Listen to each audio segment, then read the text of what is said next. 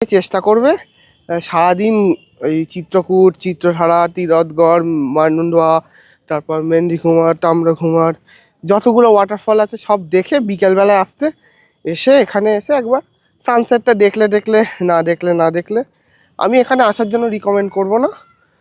তোমরা আসতে চাইলে একটু সময় যদি ফ্রি থাকে আসলেও আসতে পারো, নাও আসতে পারো, কোনো এটা তেমন কিছুই নয়, জাস্ট একটা লেক।